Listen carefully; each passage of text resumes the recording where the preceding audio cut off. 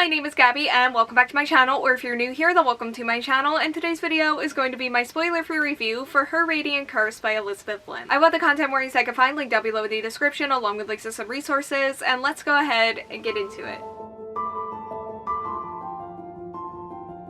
And Her Radiant Curse follows our main character who was cursed with a serpent's face after her father offers her as a sacrifice to the demon witch, making her the opposite of her beautiful sister, who is the only person who doesn't see her as a monster after this curse. When her sister is going to be married to the winner of a contest, our main character is the only person who is going to be able to defend her from the cruelest of suitors. However, by doing so, she becomes his target in the process. It is the prequel to Six Crimson Cranes and the Dragon's Promise, and it is an origin story that gives us a deeper look into and more insight into a very interesting character from this series. And let's go ahead and start by talking about our main character, Chani. She is a warrior. She has some really good and fun lines personality-wise. She also really loves and cares about her sister. She's self-aware when it comes to her own desires, even when she tries to push them down or away. And I really loved how her character was explored as a whole, especially when it comes to the relationship with her father. And you do really see her grow into who she is when we meet her in Six Crimson Cranes. It's a slow progression up until like the final few chapters when we get like a lot of progression at once, but this book and her character's journey here was just as interesting and captivating of a read as I always thought that it would be, and I just really love following her and her journey here. As for her relationships, her relationship with her sister was super sweet, although her sister did like annoy me a little bit at times, but you can also really feel the love and the care that they have for one another, and her relationship with her best friend was also super cute and sweet. There were some really fun moments. It also did remind me of Shiori and Kiki from Six Crimson Cranes, which I really like. The other relationship that I want to mention is with Haksha, and I don't really think that I got as invested in this relationship as this book wanted me to. Like, I'll mention the pacing of this book again later in this review, but I do really think that this book needed to settle and slow down at times. And this was the relationship that I think was impacted the most by the fast pacing for me, because I just never fully believed or really got the emotional gravity of their dynamic or their connection. And on that note, I didn't necessarily mind the romance, but it could have also have not been there. And I think I would have felt the exact same way about this book. Like, I'm not sure it really needed that. But maybe if it was developed a little bit more, I would feel differently. And this book also did have another couple that did intrigue me more, and I wish we saw more of them. As for the story itself, again, it's a prequel and an origin story, and I think it really excels in those aspects. It's also very much an Elizabeth Lim story, and I love that. Like, the structure felt so familiar. It was all very adventurous, and I loved all of the fantasy so much. And again, that's all combined with Elizabeth Lim's beautiful, atmospheric, and immersive writing. Like, I flew through this book and I was in a little bit of a reading slump. It was exactly what I needed, and I was just so happy to be back in this universe and reading this author's work again. That being said, the pacing did feel too fast for me at times. Like, we went to some places and we're doing things that I would have loved to have just seen the story settle into more and just slow down, because the story does really have amazing settings and concepts and just an amazing atmosphere overall, and it just felt like we were moving a little bit too quickly at times. And like I said earlier, I do feel like slowing down would have allowed the relationships to develop a bit further, so I would have loved for this book to have been a little bit longer, or maybe a lot longer. Like, keep the structure the same, just add some more pages. I also haven't mentioned the main villain yet, but she is a major part of this story, and I actually really like how she contributed to it when it comes to her relationship with our main character. And again, I love everything this book did with its fantasy elements, and that certainly applies to her. Although I did zone out a little bit during a couple of the bigger fight scenes, but that is more of a me problem. And overall, I really love this book. If you couldn't already tell, Six Crimson Cranes and the Dragon's Promise are just two of my favorite books ever. And I love this series, I love this author's writing, and this book gave me more of this series and more of this author's writing. Like, it's the type of book that makes me want to reread all of them in order of the events of the stories, all the way through the Blood of Stars duology, but it also just really stands on its own as well, and if it wasn't for the pacing issues, this would have been an easy 5-star rating for me, but it did have those issues for me, so I ended up giving Her Radiant Curse by Elizabeth Lim 4.75 out of 5 stars. Okay, so that is all that I have for today's video. Thank you all so much for watching. Like, comment, subscribe, hit the bell, and answer the question that'll be around here